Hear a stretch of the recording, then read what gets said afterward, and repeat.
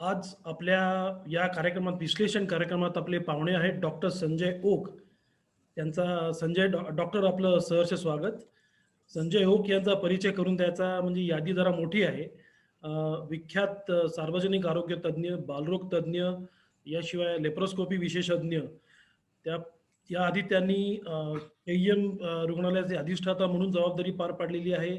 याशिवाय अ, वैद्यकीय शिक्षण आणि प्रमुख रुग्णालय अ, यांचे संचालक म्हणूनही त्यांनी काम पाहिलेले आहे. लोकसत्ताच्या वाचकांना त्यांचा परिचय एक उत्कृष्ट स्तंभलेखक असाही आहे. अ, डॉक्टर आहेत का? हो, हो.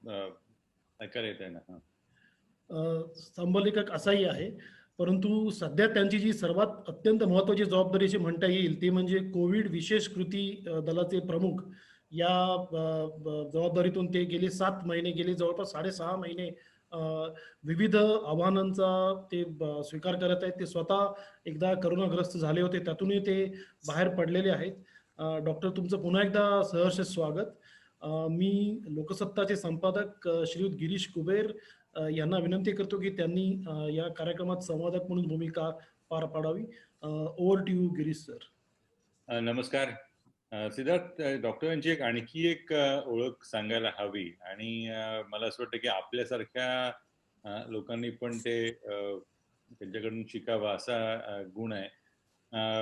ते जेव्हा स्तंभ लिहितात ना, तेव्हा ते एक सदर सुरू करतात ना, तेव्हा त्यांना ती समजा वेळ दिलेली असते. बुधवारी संध्याकाळी 5 वाजता लेख मिळायला हवा आणि 600 शब्दांमध्ये. तर तो बरोबर बुधवारी संध्याकाळी 6 वाजता 600 शब्दांमध्ये, 400, 599 नाही, 601 नाही, इतका चोख त्यांचा कामाचा अनुभव अनेकांना असेल. आणि ही जी शिस्त आहे, व्यावसायिक शिस्त आहे, या व्यावसायिक शिस्तीचं मला असं वाटतं की अनुकरण करणं हे सुद्धा एक अतिशय महत्वाची गोष्ट आहे. डॉक्टर, मला बऱ्याच दिवसांनी तुमच्याशी गप्पा मारतोय, ते सुद्धा अशा माराव्या लागणार आहेत. मला तुम्हाला विचारायला आवडेल की ह्या व्यावसायिक शिस्तीचा आपण एक तुमची एक दिनचर्या आहे, तुमची एक आरोग्यविषयक शिस्त आहे, त्याचा तुम्ही त्याचं सगळ्याचं पालन करत असताना सुद्धा तुम्हाला करोनाची लागण झाली. ही त्या रुग्णांच्या सहवासामुळे तेच फक्त कारण आहे का अन्य काही? हे सत्य आहे की मला जी लागण झाली ती मी रुग्णांच्या थेट संपर्कात येत होतो. प्रिन्स अली खान रुग्णालय ज्याचं मी अधिपत्य करतो. तर आज मी आम्ही जवळजवळ 1060 करोनाचे रुग्ण या ठिकाणी ट्रीट केलेत. एक छोटेखानी हॉस्पिटल आहे 152 बेड्सचं, पण त्याची सगळी शक्ती आम्ही करोनासाठी वापरली. आणि अंदाजे 410 रुग्ण जेव्हा आम्ही बघितले होते जूनच्या आसपास, त्यावेळेला मला याची लागण झाली. मी या रुग्णांना कॅज्युअलिटीमध्ये बघत होतो, मी या रुग्णांना सिटी स्कॅन त्यांचे इंटरप्रेट करत होतो, आणि ह्याच्यातच कुठेतरी ही लागण मला झाली. तो अनुभव कसा होता? म्हणजे तुम्हाला येताना, कारण तुम्ही आणि अन्य आमच्यासारखे यांचा म्हणजे फरक असा की आम्हाला काही घटना झाल्यानंतरच कळते की अरे बापरे, आपल्याला असं झालं. पण तुमच्यासारख्या व्यक्तीला ते होत असताना कळत असेल की अरे हो, हा आपल्या जवळ आलेला आहे आणि आपण आता बाधित होतोय. तो काळ आणि बाधित झाल्यानंतरचा काळ हा कसा हाताळलात तुम्ही? अगदी सत्य आहे गिरीश. थोडं विस्ताराने सांगतो, कारण या माझ्या अनुभवातनं खूप शिकण्यासारखं आहे. बरोबर. हा अनुभव हे साधारणतः एक 2 आठवडे, 2-2.5 आठवडे माझं आयुष्य बदलून टाकणारे ठरले. मी एक शनिवार होता 13 जूनचा. मी ऑफिसमध्ये नेहमीप्रमाणे काम करत होतो, माझ्याबरोबर माझी सेक्रेटरी होती. पण 4:30 वाजता मला हे जाणवायला लागलं की मला आतून खोकला येतोय, आणि हा खोकला काहीतरी वेगळा होता. असं कणकण वाटते तसं वाटायला लागलं, आणि मी तिला म्हणलो की पॅकअप, मला घरी जाऊ देत आता. मी घरी गेलो, जुजबी औषधं घेतली. पण रविवारी सकाळी मी उठलो, हॉस्पिटलला आलो. माझं घर हॉस्पिटलच्या आवारातच आहे, आणि मी स्वतःचा सिटी स्कॅन केला. And the answer was right over there. म्हणजे माझ्या दोन्ही फुफ्फुसांमध्ये कोरोनाची लागण झाली होती. तसाच ऍडमिट झालो आमच्याच हॉस्पिटलमध्ये. आणि उत्तमोत्तम औषधं, रेमडिसिव्हिर त्यावेळेला नवीन होतं ते थोडं जूनच्या प्रारंभात, पण मला देण्यात आलं. आणि रेमडिसिव्हिरचा पहिला डोस गेला 200 मिलीग्रॅमचा, आणि मला एकदम बरं वाटलं. म्हणजे मी टास्क फोर्सच्या माझ्या बाकीच्या सदस्यांना लिहिलं की I feel as if the monster is living my body. इतका तो असा ड्रॅमॅटिक अनुभव होता. आणि हा अनुभव नंतर अनेकांना आलाय. बरोबर. त्याचा कोर्स मी पूर्ण केला. फक्त माझी या ठिकाणी एक चूक झाली आणि मी आज ती प्रांजलपणे मान्य करतो मागे वळून बघताना, की मी ताबडतोब परत कामाला लागलो. मी अजिबात विश्रांती घेतली नाही आणि असेच पुढचे 10 दिवस गेले आणि 10 दिवसांनंतर मला पुन्हा प्रचंड खोकला यायला लागला. त्यावेळेला मात्र मला काळजी वाटली. मग मी पहिल्या खेपेत रेमडेसिवीर ते किती? रेमडेसिवीरचं असं आहे, लोडिंग डोस इज 200 मिलीग्रॅम. 100 मिलीग्रॅमची ते इन्फ्युजन येतं, ते आपण 2 देतो आणि नंतर पुढचे 5 दिवस आपण 100 मिलीग्रॅम देतो. हा कम्प्लीट कोर्स आहे रेमडेसिवीरचा. तो मी पूर्ण केला होता. फक्त मी बरं वाटल्या क्षणी परत ऑफिसला जॉईन झालो, सर्जरीज चालू झाल्या, हे सगळं चालू झालं आणि 10 दिवसांनंतर मला परत खोकल्याची उबळ यायला लागली. मला बोलता येईना, मला बोलताना धाप लागायला लागली आणि तेव्हा मला लक्षात आलं की करोनापेक्षा ज्याला सायटोकाईन स्टॉर्म असं म्हटलं जातं, म्हणजे आपल्या शरीरानं दिलेली रिस्पॉन्स, रिॲक्शन ही साधारणतः सेकंड वीक एंडलाच येते सगळ्यांना आणि ती अनेकांचा बळी घेते. करोना नाही बळी घेत. करोना हा एक अत्यंत निभळट व्हायरस आहे असं माझं मत आहे. पण हे जे सगळं होतं हे मात्र मारक ठरतं. तर मी ताबडतोब फोर्टिस हॉस्पिटलमध्ये माझा सहकारी आहे राहुल पंडित, जो टास्क फोर्सचा सदस्य पण आहे, तिथे ऍडमिट झालो. ताबडतोब आयसीयूत घेतलं गेलं मला. तिथून मात्र खूप रॅपिडली डिटोरिओरेशन चालू झालं, म्हणजे परिस्थिती खालावायला लागली की मी ऑक्सिजन सॅच्युरेशन मेंटेन करीना. मग मला नाकात ऑक्सिजन देण्यात आला, त्याच्यावरती मेंटेन होईना. मी खूप इन्सिस्ट करत होतो की टॉयलेटला मला चालत जाऊ दे, मला बेडवर नाही करायचं. पण एक दिवशी टॉयलेटला गेलेलो असताना आय थिंक मी पडलो आणि oxygen concentration was dangerously low. त्याच्यानंतर त्यांनी माझं ऐकलं नाही. ते म्हणले आता तुम्ही उठायचंच नाही, तुम्ही काय वाटेल ते करा. मग मला हाय फ्लो नेझल कॅन्युलाला शिफ्ट केलं गेलं. मग ती जी ट्रीटमेंट आहे, नवीन ट्रीटमेंट आपली, की 60 लिटर्स पर मिनिट या रेटनी उष्ण असा ऑक्सिजन, ओला केलेला, पाण्यातनं जाणारा असा माझ्या नाकात, आणि अशा पोझिशन असं ऑक्सिजन चालू असताना आपण पालथं झोपायचं, प्रोन झोपायचं. असं मी 72 तास काढले. बापरे. आणि तरी सुरुवातीचे 2-3 दिवस रिस्पॉन्स येत नव्हता. मग मला टोसिझुलमॅब, हे जे दुसरं मोठं औषध आहे, तेही मला देण्यात आलं आणि त्यावेळेला माझ्या सगळ्या सह्या घेण्यात आल्या टोसिझुलमॅब देण्यासाठी, म्हणजे कन्सेंट फॉर्म ज्याला म्हणतात. त्याच वेळेला मी व्हेंटिलेशनवर जाण्यासाठी सुद्धा सही केली. So they were all ready की आपल्याला प्लाझ्मा द्यावा लागेल, व्हेंटिलेशनवर जावं लागेल. नशिबानं ती वेळ आली नाही. तिथून मी माघारी फिरलो. तरी पुढचे 3-4 दिवस आयसीयू, त्याच्यानंतर 3-1 दिवस हॉस्पिटलमध्येच. मग मी घरी आलो, थोडी विश्रांती घेतली 10 दिवस आणि मग कामाला लागलो. पण यावेळेला मी कामाला लागताना एक खबरदारी घेतली की 4 तास काम करायचा, ब्रेक घ्यायचा, परत काम करायचं आणि घरामधल्याच एका रूम मध्ये ऑफिस कन्वर्ट केलं. नशिबानं मीटिंग सगळ्या वेब एनेबल्ड होत्या, त्याच्यामुळे प्रत्यक्ष जायला लागलं नाही. हे सगळं झाल्यावर आता पुढचा जो भाग आहे हा मी श्रोत्यांना सांगू इच्छितो. करोना ट्रीट करायची पद्धत आम्ही आता ऑलमोस्ट स्टँडर्डाइज केली आहे. कोणती औषधं द्यायची, ती कोणत्या वेळेला द्यायची आणि काय डोस मध्ये द्यायची, ऑक्सिजन कसा द्यायचा, ह्याचे मापदंड आता ठरलेले आहेत आणि ते स्टँडर्डाइज्ड आहेत. पण ज्या रुग्णांना मॉडरेट किंवा सिव्हिअर डिग्रीचा करोना होतो, बघा 4 प्रकार आहेत. असिम्प्टोमॅटिक, म्हणजे काहीही तुम्हाला कळत नाही पण तुम्ही पॉझिटिव्ह असता. दुसरा माइल्ड. हे 2 ग्रुप तुम्ही सोडा. पण पुढचे जे 2 ग्रुप आहेत, मॉडरेट आणि सिव्हिअर, यांना बरं झाल्यानंतर हा करोना आपल्या पाऊलखुणा मागे ठेवतो आणि त्या फार डेंजरस आहेत. अनेक रुग्णांची लंग्स अफेक्ट होतात. माझी लंग्स अफेक्ट झाली. आजही माझी लंग्स 100% रिकव्हर नाही झालेली आणि म्हणून मी 1 तास अगदी रिजिडली चेस्ट फिजिओथेरपी आणि बाकीचे फिजिओथेरपीचे उपचार घेतो. हे महत्वाचं आहे की करोनातनं बरं झालो म्हणजे सगळं संपलं असं नाही. तर त्याच्यामुळे अस्थमा लागणं, त्याच्यामुळे ज्याला पल्मनरी फायब्रोसिस, हा एक अत्यंत वाईट आजार आहे, हा लागणं, मग जरा जरी पावसाळी हवा झाली तरी श्वास घ्यायला त्रास होणं, बोलताना धाप लागणं. आज गिरीश मी तुमच्याशी बोलतोय, ही माझी गेल्या 3 महिन्यातली पहिली मुलाखत आहे, कारण मला बोलताना धाप लागत होती. आज गेले 4 दिवस माझ्या आजूबाजूचे लोक म्हणतात, सर आता तुम्ही नॉर्मल बोलता आहात. त्या आवाजाचा टिंबर बदलतो, आवाजाची पोत बदलते. शब्दांची फेक बदलते आणि you you you have to wait for breath, you have to बरोबर. Catch for a breath. तर असा हा आजार आहे. त्याच्यामुळे तो केवळ तेवढा पिरियड नाही.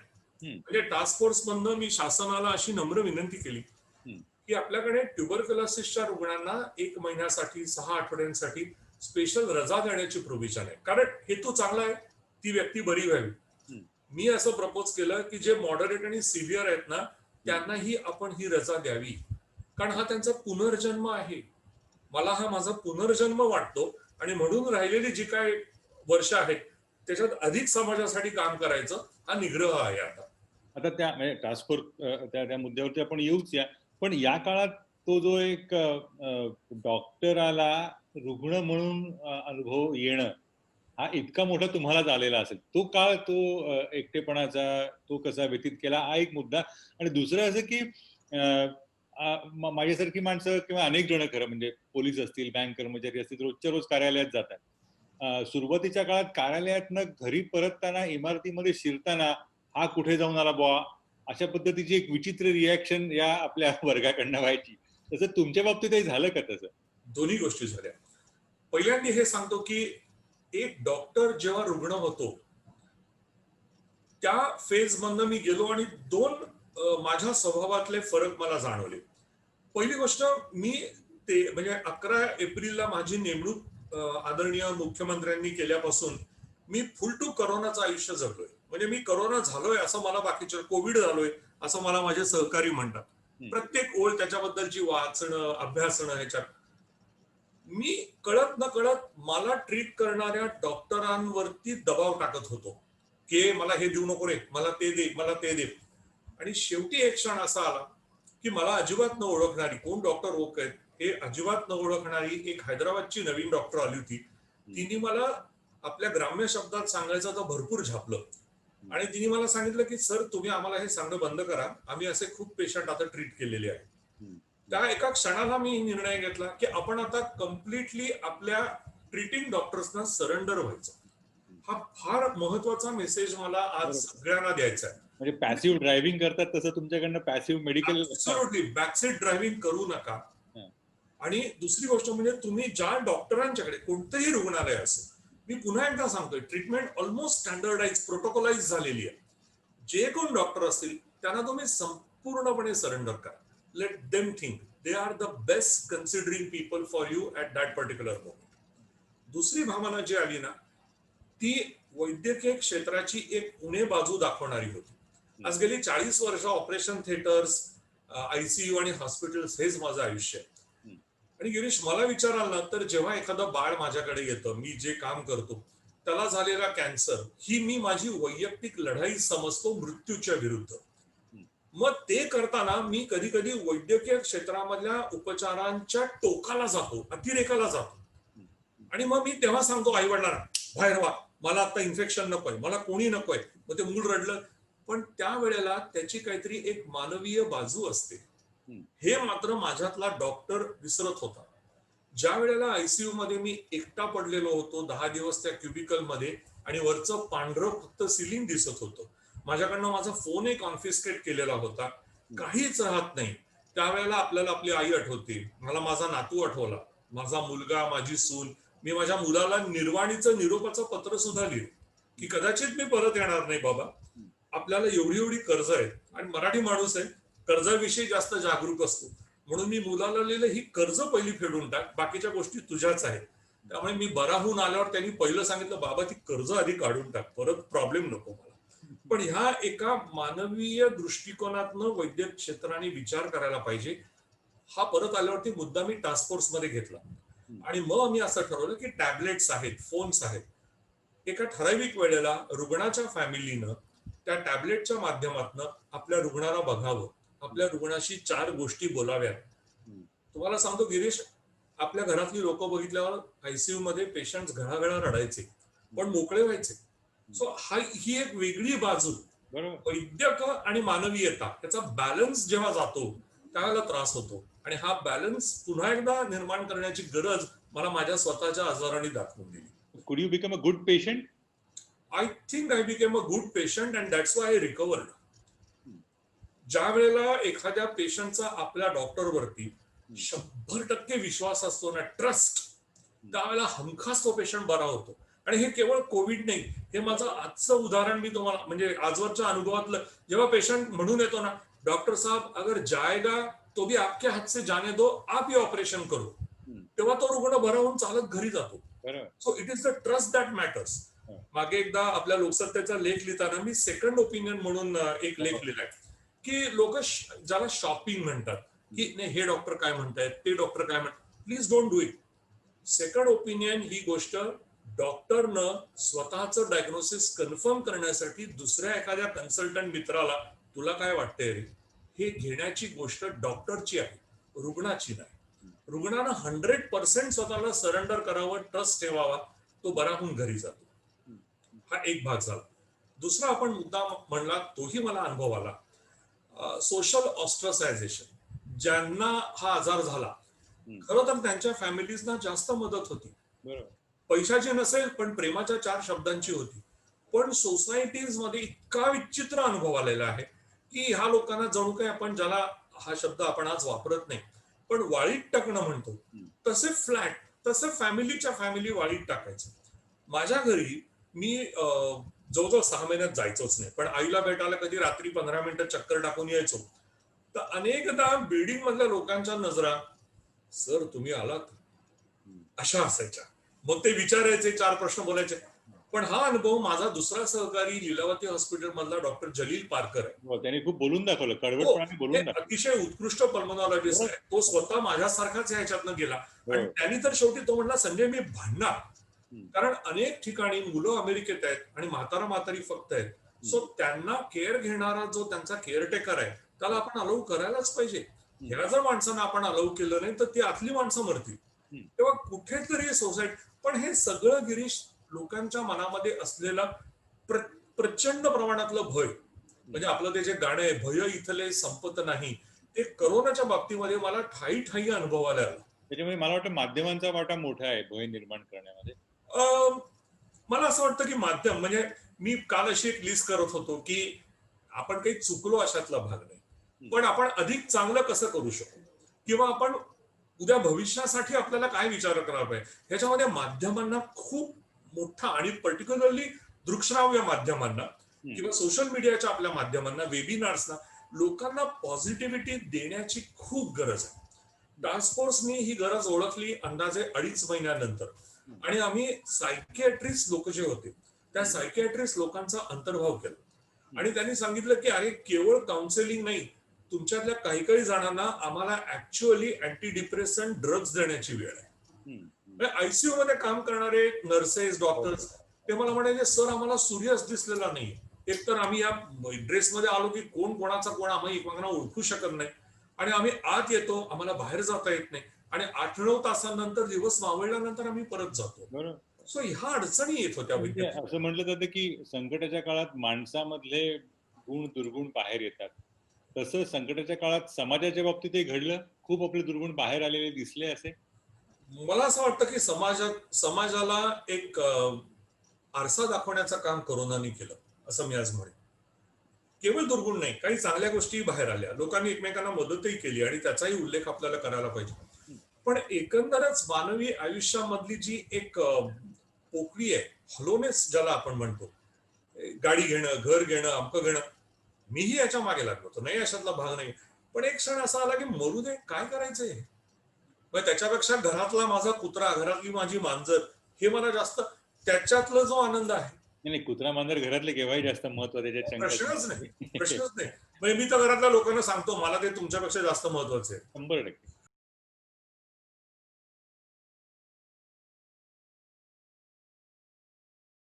माणसाला आजाराच्या भीती बरोबर नंतर येणारं बिल हा एक चिंतेचा मुद्दा वाटतो. डॉक्टर म्हणून तुम्हाला याची किती काळजी वाटली? नाही, मला ह्याची झळ बसली माझ्या आजारामध्ये. जरी मला जे बिल आकारण्यात आलं ते जरी महानगरपालिकेच्या नवीन नियमांनुसार आकारलं गेलं. काय होते गिरीश, आयसीयू मधला तुमचा 1 दिवस हा अंदाजे 50,000 रुपयाला आज इक्वेट होतो. बापरे. आणि हे सत्य आहे. हे असं नाही की याच्यामध्ये लुटमार करण्याची प्रवृत्ती आहे वगैरे, हे विचार, नकारात्मक विचार थोडे बाजूला ठेवूया. पण 35,000 ते 50,000 रुपयाचा खर्च होतो आयसीयू मध्ये, जेव्हा आपण मल्टिपल ड्रग्ज देत असतो त्यावेळेला. तेव्हा मला ह्याची काळजी होती. पण नशिबानं मी एक पुरेसा इन्शुरन्स माझ्या स्वतःसाठी गेली अनेक वर्ष कॅरी करतोय. आणि मी एक 60 उलटल्यानंतर एक निग्रह केला होता की आपण इन्शुरन्स दरवर्षी थोडा थोडा स्केल त्याचा वाढवत नाही. बरं त्याचा मला फायदा झाला. बरं. आता महत्वाचा मुद्दा हा, जो महाराष्ट्र सरकारने टास्क फोर्स नेमला, 2 गोष्टी महाराष्ट्र सरकारने केंद्राच्या पेक्षा लवकर केल्या. एक तर ते म्हणजे टाळेबंदीची गरज निर्माण झाली ती, आणि फक्त ती रात्री 8 वाजता जाहीर केली नाही, वेळ देऊन जाहीर केली, त्याच्यामुळे लोकांना पुरेसा वेळ मिळाला. आणि हा टास्क फोर्स, अतिशय चांगले चांगले डॉक्टर तुम्ही आहात, दलील पारकर आहेत, शशांक त्याच्यामध्ये होते, या सगळ्यांमुळे या सगळ्या उपचाराला एक दिशा मिळाली. तर ह्या टास्क फोर्सचं कामाचं स्वरूप कसं होतं? कारण तुम्ही तुमची कामं करणार, परत एवढं सगळं मुंबईसारखं त्या राज्यासारखं एवढं मोठं प्रचंड आकाराचं एक प्राणी हा हाताळायचा, आणि ते सुद्धा करोनासारखे हजारो रुग्ण, हे कसं काम सुरू होतं? 11 एप्रिलला रात्री जवळजवळ 11 वाजता आदरणीय मुख्यमंत्र्यांचा फोन आला आणि त्यांनी मला विचारलं की ही अशी अशी संकल्पना आहे, ह्याची जबाबदारी तुम्ही घ्याल का? तर मी म्हटलं की मी निश्चित घेईन, कारण मला समाजासाठी करायचं आहे, मला त्यातून बाहेर राहायचं नाहीये. आणि मग काय केलं की मुंबईमधल्या खाजगी आणि महानगरपालिकेच्या रुग्णालयांमधले जे उत्तम विविध क्षेत्रांमध्ये काम करणारे डॉक्टर्स होते, की जे कुठेतरी शेवटी करोनाशी त्यांचं काम एकत्र येत होतं, अशा एकेका डॉक्टरची निवड करण्यात आली.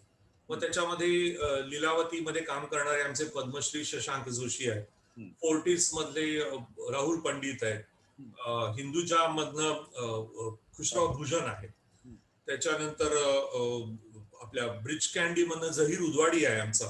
सो असे सगळे 10. आता ह्या 10 हे केवळ वेगवेगळ्या रुग्णालयांमध्ये काम करतात असं नाही, तर त्यांच्या ज्या स्वतःच्या ब्रँचेस आहेत त्याही थोड्या थोड्या वेगळ्या आहेत. म्हणजे शशांक इंडोक्रायनॉलॉजिस्ट आहे, जहीर पल्मनॉलॉजिस्ट आहे, खुशराव भजन इमर्जन्सी मेडिसिन आहे. सो अशा वेगवेगळ्या कंगोऱ्यांनी एक कॉम्पोजिशन तयार झाली. पहिल्यांदा आम्ही प्रत्यक्ष भेटलो आणि त्याच्यानंतर 12 एप्रिलला आम्ही प्रत्यक्ष भेटलो, आमच्या कामाचं स्वरूप ठरलं. आणि त्याच्यानंतर आम्ही दर सोमवारी आजपर्यंत, म्हणजे आजही ही मीटिंग झाल्यावर दर सोमवारी रात्री 8:30 ते 10:30 किंवा 11 वाजेपर्यंत टास्क फोर्स भेटतो आणि तो वेबच्या माध्यमामधून भेटतो. आणि जगामध्ये जे जे काही नवीन छापून आलंय, जी काही रिसर्च ट्रायल्स झाली आहेत किंवा नवीन ड्रग्स सांगितली जात आहेत, नवे प्रोटोकॉल्स येत आहेत, या प्रत्येकाचा उहापोह केला जातो. टास्क फोर्सला काही फिक्स टर्म ऑफ रेफरन्स देण्यात आल्या होत्या. त्याच्यामधली एक होती की औषधोपचाराची एक मांडणी करायची, प्रोटोकॉल्स लिहायचे. आणि ज्यावेळेला एप्रिलमध्ये सुरुवात झाली तेव्हा आपल्याला आठवत असेल हायड्रॉक्सी क्लोरोक्विन द्यायचं का नाही, इथून तो वाद होता. रेमडिसिव्हिर हे कुठंही अजून मध्ये नव्हतं, टोसिझुलमॅब नव्हतं. टास्क फोर्सनं ह्या प्रत्येक गोष्टीचा पाठपुरावा केला. आणि आज मला मागे ओढून बघताना खूप अभिमानानं सांगावं असं वाटतं की हायड्रॉक्सी क्लोरोक्विनचा लिमिटेड मात्रेमधला उपयोग, आयव्हरमेक्टिन, डॉक्झिसायक्लिन ह्यांचा उपयोग, रेमडिसिव्हिर आपल्याला भारतात आणलं पाहिजे हा धरलेला आग्रह, टोसिझुलमॅब आणि इटोलिझुमॅब ह्याच्या सुरू केलेल्या ट्रायल्स, त्याच्यामध्ये पण या एवढंच नाही तर मुंबईला वाढत्या लोकसंख्येचा विचार करता आपल्याला, आम्ही सुरुवातीला कोविड आणि नॉन कोविड हॉस्पिटल्स अशी विभागणी केली, पण माझ्या चटकन लक्षात आलं की हे काही राहणार नाहीये. Finally every hospital will emerge as a hybrid hospital. बरोबर. आणि तशा स्वरूपात हॉस्पिटल्स पुढे आली. आणि सर्वात महत्वाचा विचार आम्ही मांडला तो म्हणजे फील्ड हॉस्पिटल्सची निर्मिती. आणि हे माझ्या डोक्यामध्ये, मी जेव्हा लंडन मधल्या हाईड पार्क मध्ये बेड्स टाकलेल्या बघितल्या तेव्हा मला लक्षात आलं की मी लंडन मध्ये काम करताना या हाईड पार्क मधनं आपण चाललोय, आज तिथे रुग्ण ट्रीट करतायत. मग बीकेसीचा कन्सेप्ट आला, गोरेगाव पुढे आलं, ह्या गोष्टी, प्लाझ्मा थेरपीला दिलेलं बळ. आणि हे सगळं केल्यानंतर आमच्या असं लक्षात यायला लागलं ऑक्सिजनचा धरलेला आग्रह.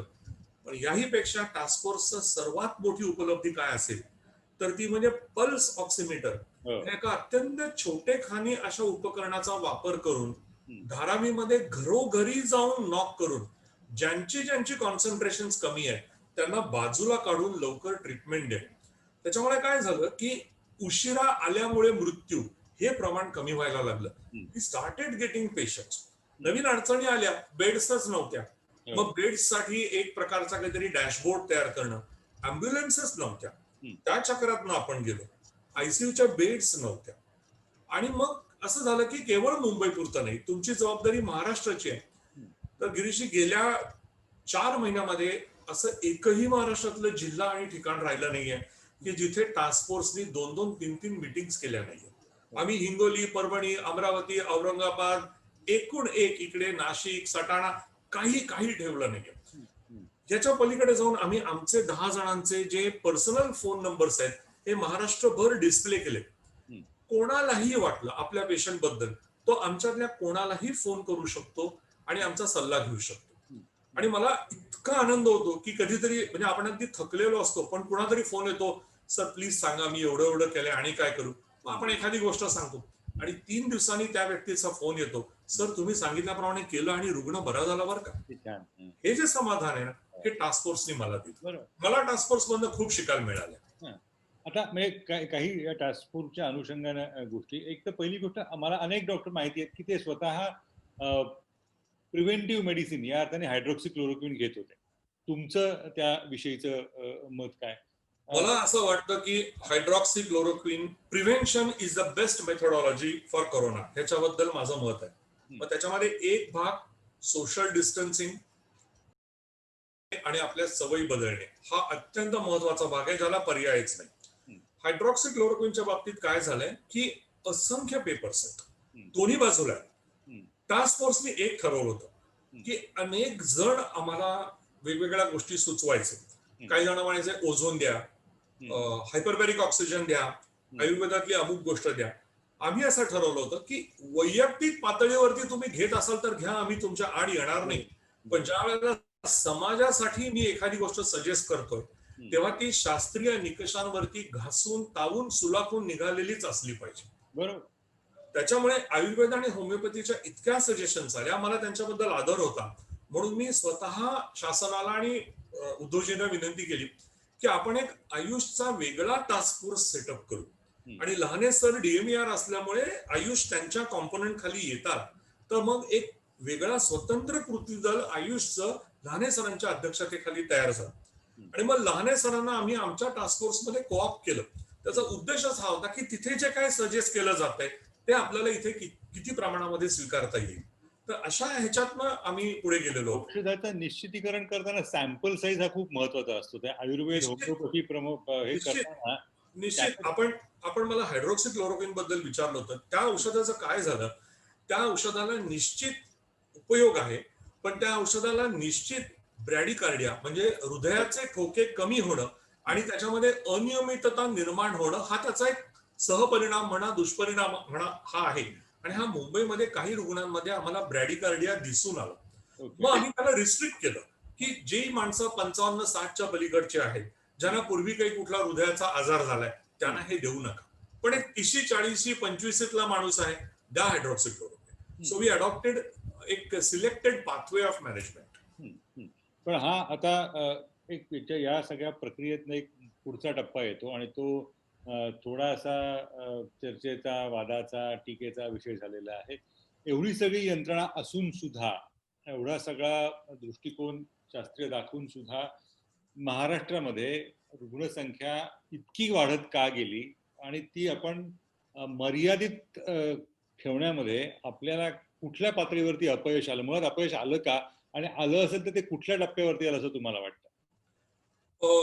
गिरीश, मी याला अपयश असं म्हणणार नाही, पण ऍट द सेम टाइम अपेक्षित यश आलं नाही असं मात्र मी आज म्हणेन. आणि याची काही कारणं माझ्या डोक्यामध्ये अत्यंत सुस्पष्ट आहेत. पहिली गोष्ट म्हणजे एकंदरच आरोग्यासाठी जे अर्थनियोजन केलं जात होतं, आपले तर अनेक लेख मी याच्याबद्दल वाचलेले आहेत, ते आजपर्यंत कायमच तुटपुंज असं ठरलेलं आहे. म्हणजे ज्याला जीडीपीचा किती शेअर हेल्थ आणि याच्यासाठी वापरायचा, अमेरिका 17% खर्च करते. आणि मला जेव्हा असं दिसलं की श्रीलंका आणि नेपाळ आपल्यापेक्षा कदाचित थोडं जास्त 4 पैसे खर्च करत आहेत, आपण काय करतो. सो हे केवळ कोविडच्या बाबतीतच नाही तर ह्या पुढे करताना सुद्धा आपल्याला जीडीपीचा अंदाजे 10% पुढच्या 5 वर्षात मला एका वर्षात हा बदल नकोय, पण टप्प्याटप्प्याने ते वाढवत नेणं याची गरज होती. दुसरी गोष्ट अशी होती की आपण लॉकडाऊन केले. लॉकडाऊन आपण योग्य वेळेला केले, त्याच्याबद्दल दुमत नव्हतं.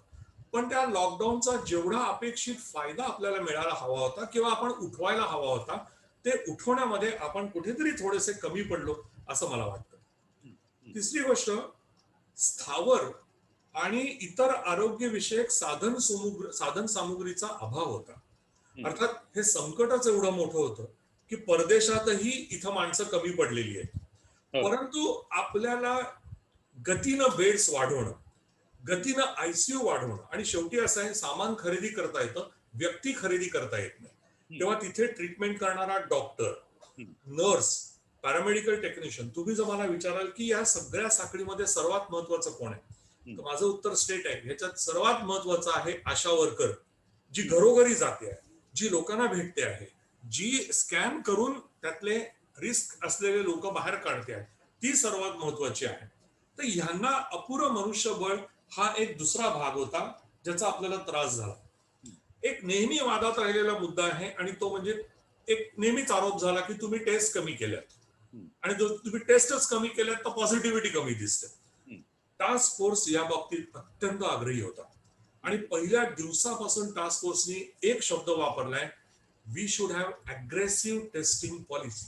अग्रेसिव्ह हा आमचा शब्द आहे आणि मी अनेकदा ही सूचना केली की ही जी टेस्ट आहे ना, ही सार्वजनिक आरोग्याच्या 3 निकषांना खरी उतरली पाहिजे. It has to be available, accessible and affordable. मला असं वाटतं की काही प्रमाणामध्ये टेस्ट जेव्हा सुरू झाली तेव्हा या टेस्टची किंमत 4,500 रुपये होती, 4,800 रुपये होती. घरी गेलात तर 9,000 रुपये घ्यायचे आणि मी याच्यावरती प्रचंड भांडलो की हे मला चालणार नाही. मला या टेस्टची किंमत 999 बाटा प्राइस 100,000 रुपयाच्या खाली यायला पाहिजे. तुम्हाला काय करायचंय ते करा, त्याच्या रिएजंटचे जीएसटी काढा 1 वर्षासाठी, काही करा, पण सामान्य लोकांना ही टेस्ट अफोर्डेबल असली पाहिजे. आज मला समाधान आहे की 1900, 1600 आणि 1200 असे 3 टॅरिफ आहेत की आता ही निदान आवाक्यात आलेली आहे. हा अजून खाली येईल याच्याबद्दल माझा आग्रह आहे आणि तो नक्की येईल. दुसरा मात्र माझा आग्रह होता जो अजून झाला नाहीये आणि मी असं म्हटलं की गव्हर्नमेंटने ब्रँडिंग करावं, पण गव्हर्नमेंटने शहरातल्या मोठमोठ्या चौकांमध्ये किंवा डिस्ट्रिक्ट प्लेसेसमध्ये किऑस्क उभारावे. आज मॅकडोनाल्डचा एम बघितला की आपल्याला दिसतं की इथं जाऊन बर्गर खायचा. तशा स्वरूपाचं ब्रँडिंग या टेस्टचं जर आपण करू शकलो आणि लोकांना फक्त त्यांनी आपलं आधार कार्ड घेऊन जावं आणि तिथं स्वॅब द्यावा. स्वॅब कलेक्ट केलेले तुम्ही स्टँडर्ड तुमच्या लॅबोरेटरीमध्येच घेऊन जा, पण तुम्ही टेस्ट लोकांच्या दारापर्यंत घेऊन जा. The opportunity to test oneself should be extended by all the machinery to the doorsteps of the consumer. बरोबर. हे अजून झालं नाहीये. असं वाटतंय मला की पुढच्या काही काळामध्ये हे होईल, पण आपण टेस्टची संख्या कधीही कमी करून चालणार नाही. आपल्याला आपला माझ्यापेक्षा खूप अभ्यास आहे, पण आपण साऊथ कोरियाचं उदाहरण घ्या. South Korea was one of the countries की ज्याला लवकर हे कॉन्कर करता आलं. जेवढे म्हणून नागरिक होते त्या सगळ्या नागरिकांच्या टेस्ट साऊथ कोरियाने केल्या आणि त्यांच्याकडे पुन्हा दुसरी वेळ किंवा पुन्हा पेशंट आले, हे सगळं झालंय. परंतु तुम्ही एकदा डायग्नोसिसच्या मागे लागलात की तुम्ही ट्रीटमेंट करू शकता आणि याच्यामध्ये 5 टी आहेत: टेस्ट, ट्रेस, ट्रॅक, ट्रायज आणि ट्रीट. तुम्हाला जर एक पॉझिटिव्ह पेशंट मिळाला तर तुम्ही त्याचे 18 कॉन्टॅक्ट ट्रेस करायला पाहिजे. इथं तुम्ही कमी पडलात. सुरुवातीच्या काळामध्ये तुम्हाला सगळ्यांना माहिती आहे, मी वेड्यासारखा धारावीच्या मागे गेलो आणि धारावीमध्ये थोड्याफार यशही मिळालं. धारावीच्या यशाची कारणं अनेक आहेत की त्याच्यामध्ये खूप छान टीमवर्क होतं, तिथले लोकल डॉक्टर्स होते, अनेक स्वयंसेवक होते ज्यांनी मदत केली, अनेकांनी अँब्युलन्सेस दिल्या, या सगळ्या गोष्टी. पण Dharavi became successful because we trace the contacts. एका व्यक्तीच्या मागे जर 18 कॉन्टॅक्ट तुम्ही ट्रेस केले, काही प्रॉक्झिमेट तुमच्या घरातले मेंबर, काही तुमचे नेबर्स, तुम्ही ज्यांच्याशी व्यावसायिक संबंधात आलात, तर तुम्ही ह्याचं गुणोत्तर प्रमाण कमी करू शकता. इथं जेव्हा एखादा देश किंवा एखादी संकल्पना कमी पडते त्यावेळेला आपल्याला कंट्रोल करायला त्रास होतो. बरं. आता हा एक मोठा प्रचंड मोठा असा उभा राहिलेला आहे.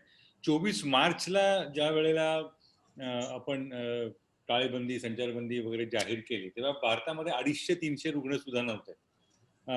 आता संख्या सांगायची गरज नाही, आता सगळ्या लोकांना उठल्या पहिले आजचा आकडा काय या पातळीवरती घरात हल्ली चर्चा होतात.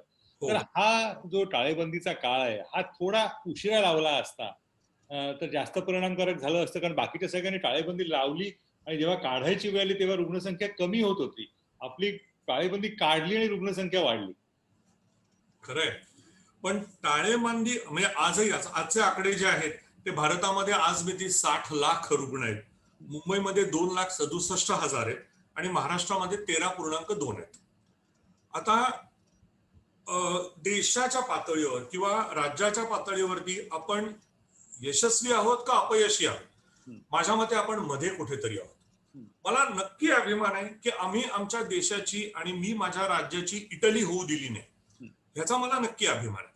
मी 80, 90, 99 वर्षाच्या आजीला सुद्धा बरं करून घरी पाठवलं. We did not destine them to die, की बाबा we were not selective in treating, की म्हाताऱ्यांना ट्रीटच करायचं नाही, या लेवलला आम्ही गेलो नाही. पण आम्ही हे आकडे आणखीन कंट्रोल करू शकलो का? मृत्यूचा दर आज नियंत्रणात आल्यासारखा दिसतो आहे, परंतु तो अधिक गतीनं आम्ही ह्याच्या पूर्वीच काही दिवस कंट्रोल करू शकलो असतो का? ह्याचं उत्तर होय आहे आणि तिथं आम्ही कमी पडलो आहोत. आणि ह्याची मला अगदी प्रांजल कबुली द्यायची की मग त्याच्यामध्ये आपण अजून अग्रेसिव्ह असायला हवं होतं. आता आज जेव्हा लॉकडाऊन, मी आणि उद्धवजी जेव्हा एक दिवशी बोलत होतो आणि उद्धवजींची जी कमिटमेंट आहे ह्याच्यातली संपूर्णच याची, दररोज रात्री ते आमच्याशी अर्धा पाऊण तास बोलतात, तेव्हा मी एक वाक्य उच्चारलं होतं, ते त्यांना आवडलं, की if locking down was a science, unlocking is an art. बरोबर, की तुम्ही जेव्हा अनलॉकिंग करतात आणि त्यातनं आजची जी मोहीम निघाली आहे, माझं कुटुंब माझी जबाबदारी, असं आहे. सगळ्याच गोष्टी सरकारवरती सोडून देऊन आपल्याला चालणार नाही, आपल्याला ह्या जबाबदारी आता घ्यायला पाहिजे. आणि हे तर ऑब्व्हियस आहे की आता अनलॉक करायलाच हवं, नाहीतर आपण आर्थिकदृष्ट्या मरून जाऊ. बरोबर. मग आपण जर अनलॉक करतो आहोत तर अनलॉक होताना प्रत्येकानं सामाजिक सॅनिटायझेशन आणि स्वतंत्रतेचं एक जर भान ठेवलं तर ते भान ठेवून अनलॉक होणं ह्याची आज आपल्याला गरज आहे. पण मग आपल्याकडे हे सगळं होत असताना do you think, I mean, locking down was neither a science, we didn't follow a science, now unlocking is an art.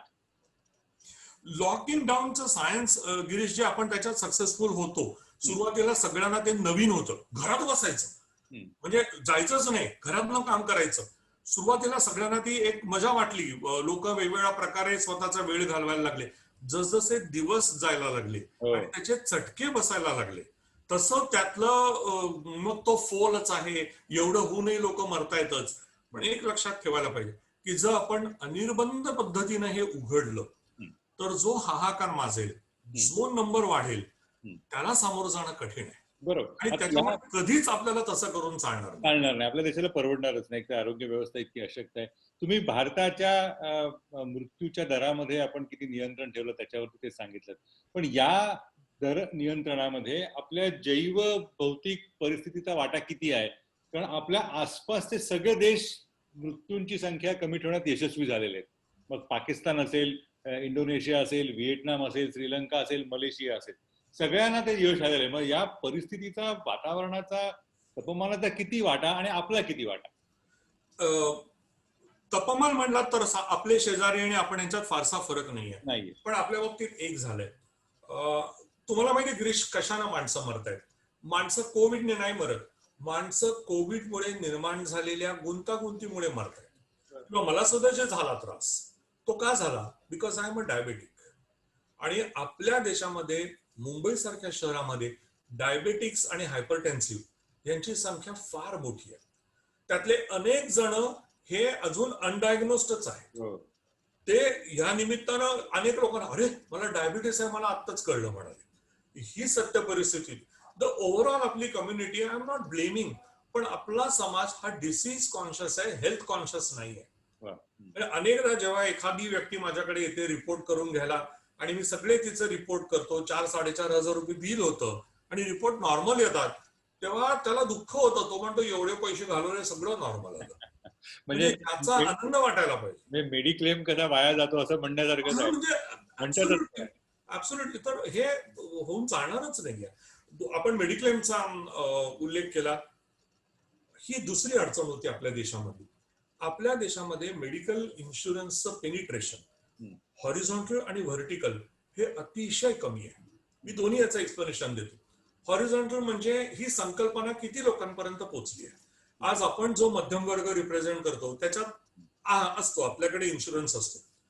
परंतु आपल्याकडे कामाला येणारी जी पोळ्या करायला येणाऱ्या ज्या बाई येतात किंवा ज्या भांडी घासायला बाई येतात त्यांचा कुठला इन्शुरन्स असतो? त्यांना काहीच नाहीये. त्यामुळे किंवा आपल्या घरात सुद्धा बघा, आज माझ्या फॅमिलीमधल्या 6 जणांना कोरोना झाला.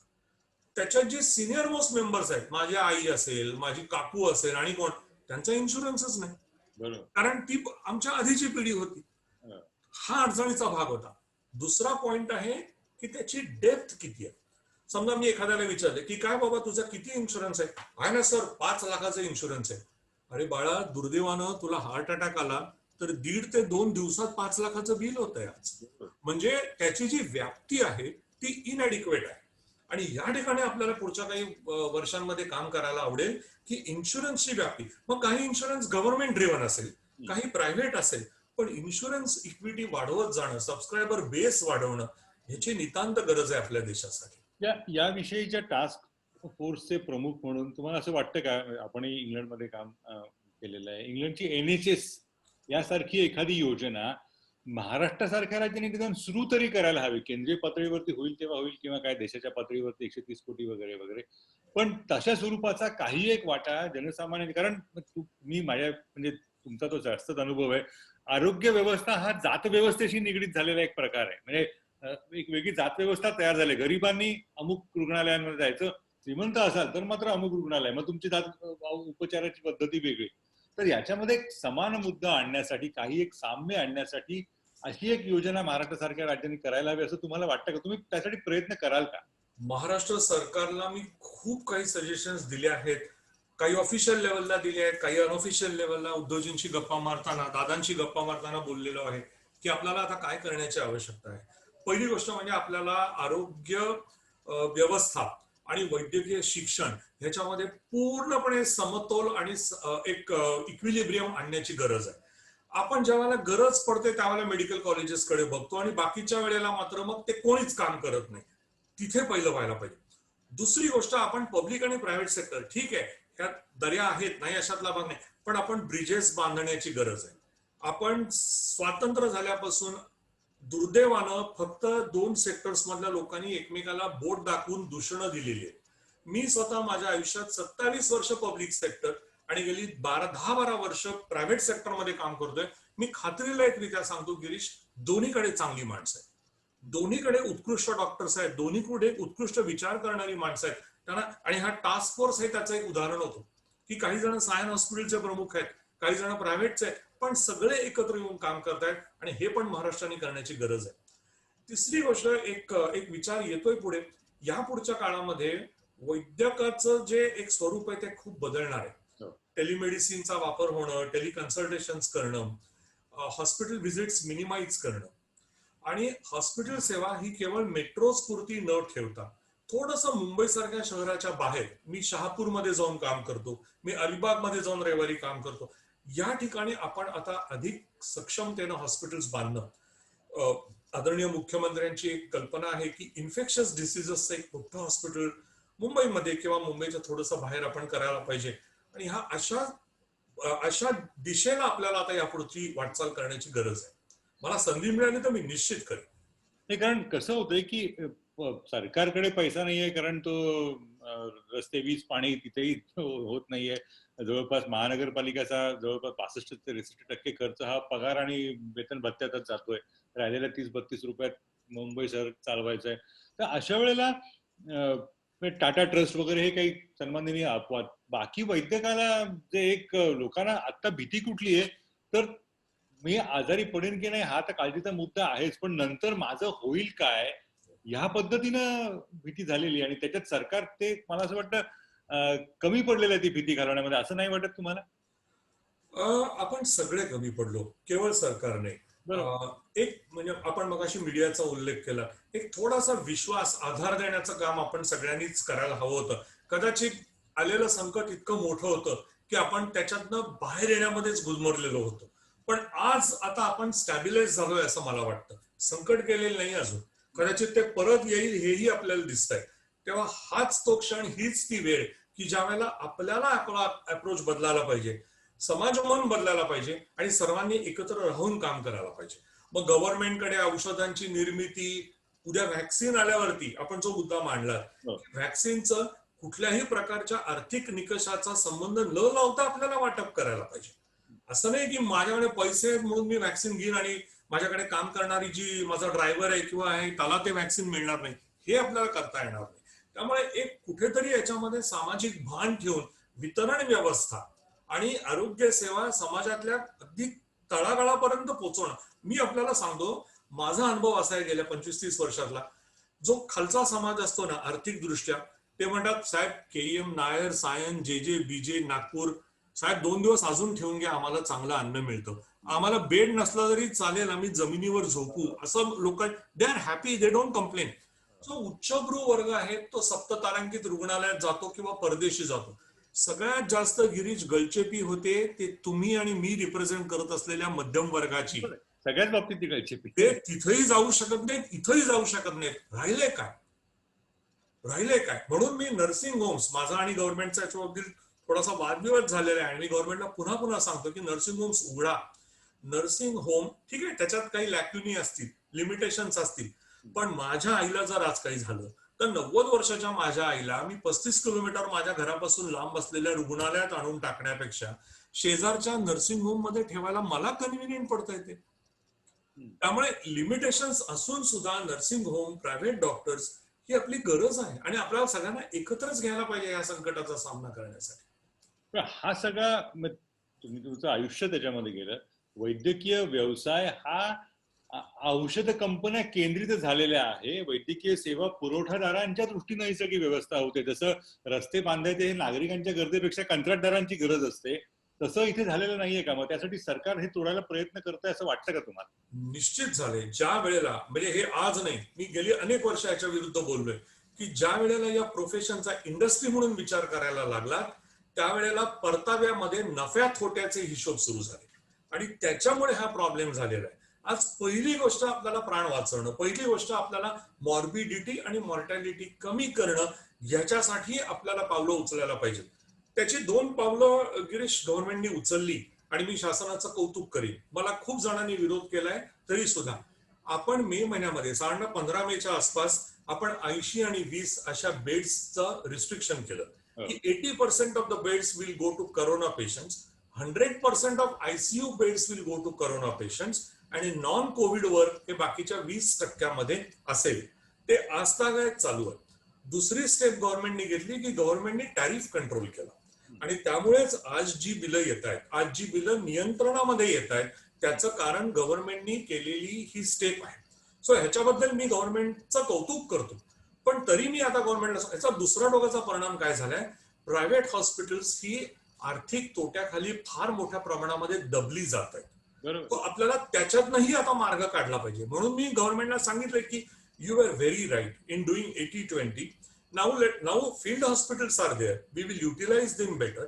आणि आपण आता हे गुणोत्तर प्रमाण 60-40, 50-50 हळूहळू कमी करत आणू आणि प्रायव्हेट रुग्णालयांना जगू दे. जर आपण प्रायव्हेट रुग्णालयांना मारलं, अनेक कोटींचा लॉस दर महिन्याला होतोय, हे सत्य आहे. आणि पगार देता येत नाहीत लोकांचे. सो ह्या ज्या अडचणी समोर येतात प्रायव्हेट सेक्टरला, याचाही विचार करायला पाहिजे. मी ही सुद्धा गोष्ट गव्हर्नमेंटशी बोलतो आहे. मग या आजाराच्या नियंत्रणामध्ये किंवा पुढच्या सगळ्या टप्प्यांमध्ये या औषध कंपन्यांचं एकंदर लक्ष किंवा त्यांचे हितसंबंध हा भाग किती? कारण आता काहीही कुठलंही औषध प्रतिकार शक्ती तुमची वाढवणार वगैरे वगैरे वगैरे हे असले चावटपणे सुरू झालेले आपली एकंदरच वैद्यकीय साक्षरता लक्षात घेता जनतेमधली लोक त्याला बळी पडतायत. हा, कारण आजार आणि आजाराचा नियंत्रणाचा भाग याच्यामध्ये कुठेतरी एक तरतम भाव असायला हवा, तो आपल्या व्यवस्थेमध्ये नाही असं तुम्हाला वाटतं का? आणि त्यासाठी काय करावं लागेल? नाही, पहिली गोष्ट गव्हर्नमेंटची रिस्ट्रिक्शन्स फार्मा इंडस्ट्रीवरती असलीच पाहिजेत या मताचा मी आहे. रिसर्च, खरा चांगला रिसर्च भारतामध्ये व्हावा. आलेला मॉलिक्यूल नवीन बाटलीमध्ये आणि खोक्यामध्ये पॅक करून विकणं हा रिसर्च हे मी कधीही मान्य करणार नाही. पण यावेळेला निदान रेमडिसिव्हिर, टोसिलिझुमॅब, काळा बाजार जो झाला तो बाहेर झाला, एक वेगळं ते पाप होतं. परंतु ह्याच्या किमती नियंत्रणात ठेवणं किंवा त्याच्यानंतर गव्हर्नमेंटनं घेतलेलं दुसरं चांगलं पाऊल म्हणजे जेव्हा आम्ही प्लाझ्मा थेरपी पुढे आणली त्यावेळेला प्लाझ्मा सेंटर्स निर्माण करणं, प्लाझ्मा बँक्स निर्माण करणं, वेगवेगळ्या ठिकाणी तो पुरवता येईल ह्याची काळजी घेणं, या काही गोष्टी निश्चित केल्या. पुढच्या काळामध्ये ही जी इसेन्शियल औषधं आहेत यांची दर निश्चिती करणं आणि यांचा कोणत्याही प्रकारामध्ये काळाबाजार होत नाही ह्याच्याकडे लक्ष देणं ह्याची नितांत गरज आहे. तर आता परदेशातनं या पद्धतीने मोठ्या प्रमाणात औषधं यायला लागलेली आहेत. लस राष्ट्रवाद, वॅक्सिन नॅशनलिझम अशी एक नवीनच एक संज्ञा याच्यामध्ये आली. परवा भारतातही विधान झालं 80,000 कोटी रुपये सर्व भारतीयांना या सगळ्या व्यवस्थेसाठी लागेल. तर या पुढच्या कालखंडामध्ये एकंदर हा सगळा औद्योगिक नागरीकरण हे सगळे प्रश्न लक्षात घेता वैद्यकीय आपल्या जगण्याचा चेहरा कसा असेल, कसा असायला हवा असं तुम्हाला वाटतंय?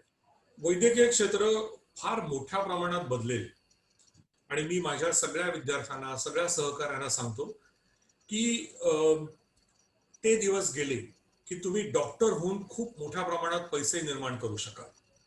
मी असं म्हणतो की तुम्हाला खूप पैसे जर आयुष्यात हवे असतील तर तुम्ही डॉक्टर होऊ नका, तुम्ही स्टॉक एक्सचेंज मध्ये कामाला जा. त्यामुळे ह्या पुढची जी वैद्यक सत्ता आहे ती इन्फेक्शियस डिसीजेस, आज हा आजार आहे, उद्या आणखीन काही येईल, उद्या कोविडचं चुलत भावंड असेल, त्याला आपल्याला सामोरं जायला लागेल. कॅन्सर्स राहतील की ज्यांच्या बाबतीत आपल्याला काही इलाजच नसेल, काम करावंच लागेल. परंतु रुटीन गोष्टी ज्या आहेत त्या डिफर करण्याकडे, त्या डिले करण्याकडे समाजाची प्रवृत्ती आहे. मी तुम्हाला एक गंमत सांगतो. 10 दिवसापूर्वी माझ्याकडे एक बाळ आलं, त्याला मोठा हर्निया होता. मी बघितलं आणि मी आई वडिलांना सांगितलं की करू आपण, काय एक अर्धा पाऊण तास लागेल मला, उद्या ऍडमिट करा, परवा आपण ऑपरेट करू. ते ऑफिस मधनं गेले आणि थोड्या वेळाने त्यांनी मला छान व्हॉट्सअप वरती मेसेज पाठवला की हम आपके शुक्रगुजार है, आपने बच्चे को देखा, हमने फैमिली में ये तय किया है कि ये ऑपरेशन हम अगले साल करेंगे, इसके लिए हम आपको अगले साल मिलेंगे. Now this is a fact की लोक रुटीन आजार टाळतील. दुसरा फरक होईल तो मोठ्या प्रमाणाने टेलिकन्सल्टेशन चालू होती. काही ब्रँचेस आता सर्जनला नाही फारसं त्याच्यात काही करता येणार, पण ऑपरेशन केल्यानंतरची जी व्हिजिट असेल ती मी टेलिमेडिसिनचा वापर करून करू शकेन. किंवा आता डर्मॅटॉलॉजी सारखी ब्रँच आहे, सायकियाट्री सारखी ब्रँच आहे, काउन्सिलिंग आहे, इंटरनल मेडिसिनच्या काही भाग आहेत. टेलिमेडिसिनचा वापर करून प्रत्यक्ष व्हिजिट टाळून आपल्याला करता येईल आणि हे मनानं डॉक्टरनी पण स्वीकारायला लागेल आणि रुग्णांनी पण स्वीकारायला लागेल. त्याच्यासाठी वेगवेगळ्या प्रकारचे पेमेंट गेटवेज निर्माण करायला लागतील, प्लॅटफॉर्म्स निर्माण करायला लागतील, आपले जे टेलिफोन्स आहेत त्याचे ऍप्स निर्माण करायला लागतील. म्हणजे ज्या वेळेला या कोविडमध्ये होम क्वारंटाईनचा मुद्दा आला मी त्याला विरोध केला आणि आजही करतो. कारण मला असं वाटतं की 100% होम क्वारंटाईन आपण नाही करू शकत. बरोबर. आमचं टॉयलेट एक असतं, आम्ही 5 माणसं घरामधली एकच वॉशरूम शेअर करतो. आई काहीतरी तू कसा आहेस बघायला रूम मध्ये डोकवणार, जेवणाचं ताट देणार, मग काय आयसोलेशन राहील? नाही राहत तुमचं आयसोलेशन. दुसरी गोष्ट, ज्या वेळेला एखादं गव्हर्नमेंट होम क्वारंटाईनचा प्रसार करतं तेव्हा होम क्वारंटाईनच्या अवस्थेमध्ये तो पेशंट डिटेरिओरेट होत नाही हे बघण्याची जबाबदारी माझ्या मते गव्हर्नमेंटची आहे. बरोबर. मग टेलिमॉनिटरिंग करणं की बाबा SpO2 किती आहे, ब्लड प्रेशर किती आहे, त्याच्या संपर्कात राहणं, ह्या सगळ्या गोष्टी. म्हणून मी म्हणत होतो की होम क्वारंटाईन कमी करू, फील्ड हॉस्पिटल्स वापरू, त्या माणसांना तिथे ठेवू आपण. शेवटी आम्ही त्यातनं एक मध्य साधला. सो वैद्यक विश्व पूर्णपणे ढळून निघणार आहे. पण याच्यामध्ये म्हणजे मला असं वाटतं की संभाव्य रुग्ण किंवा रुग्णांना सुद्धा मानसिकता बदलावी लागेल ना. खूप बदलावी लागेल. वर्ग असा असतो अजूनही आहे, म्हणजे तुम्हाला तर त्याचा नियमित प्रत्यय येत असेल की डॉक्टरांनी पाहिलं, हात लावला की लोकांना बरं व्हायला ऍब्सोल्युटली. माझ्याकडे येणाऱ्या माझ्या बालरुग्णांच्या आई मी सांगतो की अहो नाही तो आता बरा झालाय. नाही डॉक्टर, तुम्हाला एकदा वर्षातनं एकदा भेटलं की आम्हाला बरं वाटतं, दिवाळीच्या आधी आम्ही येऊन जाऊ. ठीक आहे, त्यांचं प्रेम, त्यांचा स्नेह, त्यांचा विश्वास मी समजू शकतो, पण आपण म्हणलं ते सत्य आहे की रुग्णाच्या मानसिकतेमध्ये बदल व्हायला पाहिजे आणि वैद्यकीय क्षेत्रातल्या डॉक्टरांनी सुद्धा हे सत्य स्वीकारलं पाहिजे. म्हणजे एक इतका गमतीदार विरोधाभास परवा वाचनात आला. ज्यावेळेला आम्ही शिकलो 70चा साल हे त्यावेळेला रुग्णांना प्रत्यक्ष स्पर्श केल्याशिवाय, त्याच्याशी बोलल्याशिवाय तुम्ही डायग्नोसिस करायचं नाही. Inspection, palpation, percussion, auscultation. आज रुग्ण न बघता टेलिव्हिजनवरती बघून तुम्ही डायग्नोसिस करणार आहात. आणि मग जर मी त्या रुग्णाला म्हटलं की बाबा रे, मला ना तुला प्रत्यक्ष भेटावं असं वाटतं, तर एका रुग्णाने असं एकात लिहिलं होतं, oh I would interpret this as invasion in my privacy. बापरे. म्हणजे कुठल्या दुसऱ्या टोकाला वैद्यक सत्ता आणि लोकांचे विचार जात आहेत. पण आपल्याला एक त्यातला मध्य साधणं गरजेचं आहे. शेवटचे 2 प्रश्न. कोविडच्या या करोनाच्या साथीचा पुढचा काही दिवसातला प्रवास तुम्हाला कसा दिसतोय? नंबर एकंदर देशातले, जगातले बघितले तर, कारण बरंच काय काय त्याच्यात ट्रेंड स्पॉटिंग खूप होतोय. या विषयीची मॅथमॅटिकल मॉडेल्स जगाच्या पातळीवरती सगळी फेल गेल्यानंतर अजूनही त्याच्याविषयी अनेक चर्चा वगैरे सुरू आहेत. तर या you are in to midst of it, तुम्ही सगळे या ज्वालामुखीच्या केंद्रस्थानी आहात. तुम्ही या सगळ्या प्रवासाकडे, या विषाणूच्या कसं बघताय? हा मला असं वाटतं एक महत्वाचा प्रश्न, लोकांना त्या विषयावर सुद्धा ऐकायला आवडेल. मला असं वाटत नाही की हा आपल्याला लवकर सोडून जाणार आहे. हे नकारात्मक वाक्य मी पहिलं बोलतो आणि त्यातनं पुढचे सकारात्मक विचार देतो. एकदा आपण एखादी गोष्ट आयुष्यामध्ये ऍक्सेप्ट केली ना, आपल्या वैयक्तिक आयुष्यामध्ये अनेक निगेटिव्ह गोष्टी असतात. मी तर त्याच्यावर एक आता पुस्तक लिहिलंय, माळ्यावरचं बाळ, की ह्या नकारात्मक गोष्टी आहेत की ज्या मी माळ्यावर ठेवून दिल्यात, मला माहिती आहे ते आहेत इथे, पण तरीही मी माझं रोजचं आयुष्य करणार आहे. तसं करोना हे आपलं माळ्यावरचं बाळ आहे. ते आपल्याला नकोसं वाटतंय, पण ते आपल्याला सोडणार नाही. म्हणून आपण त्याला क्षणभर बाजूला ठेवून बाकीचं आपलं आयुष्य असं गुंफण्याची वेळ आहे की आपण न्यू नॉर्मल हा नवीन शब्द कॉइन झाला. आता या न्यू नॉर्मल मध्ये काय असणार आहे? तर न्यू नॉर्मल मध्ये समजा मला आज बँकेचं काम करायचंय, तर मी माझ्या मनाला हा प्रश्न विचारला पाहिजे की मला घरावर पडण्याची गरज आहे का? मी माझा कॉम्प्युटर किंवा माझा फोन वापरून माझं ट्रान्झॅक्शन किंवा माझं जे काम आहे ते नाही का करू शकणार? सो बाहेर पडण्याची अपरिहार्यता आणि पर्याय नाही हे जर सिद्ध झालं तरच आपल्याला बाहेर पडायचं. दुसरी गोष्ट, एकदा लॉकडाऊन केला, आपण त्यातनं बाहेर आलो, आता आपल्याला कदाचित पुढच्या काळामध्ये पार्शल लॉकडाऊन फॉर लिमिटेड पिरियडना सामोरं जावं लागेल. आणि मला आनंद आहे, डोंबिवलीचं उदाहरण आहे, सोलापूरचं उदाहरण आहे, कोल्हापूरचं उदाहरण आहे, नाशिकचं उदाहरण होतं की आम्ही 10 दिवसासाठी लॉकडाऊन करतोय. लॉकडाऊनची संकल्पना ज्या वेळेला लोकांच्या मनातनं बाहेर येते, rather than it being imposed by someone, तेव्हा तो अधिक चांगल्या प्रमाणामध्ये यशस्वी होतो. कारण त्यांना त्याचं महत्व कळलं. एक नक्की आहे गिरीश, करोनाला बाजूला ठेवण्यासाठी लॉकडाऊन आणि सोशल डिस्टन्सिंग इतका दुसरा चांगला पर्याय नाही. आपल्याला ते स्वीकारायलाच हवं. थोडं थोडं थांबून आपल्याला याच्यात पुढे जायला लागेल. मी काही सूचना आदरणीय मुख्यमंत्र्यांना केल्या आहेत की आता मुंबईचा विचार करा. आपण अनेकदा बोललो आहोत हे लोकलच्या बाबतीमध्ये वगैरे की आपण स्टॅगर्ड ऑफिस टायमिंग नाही का करू शकणार?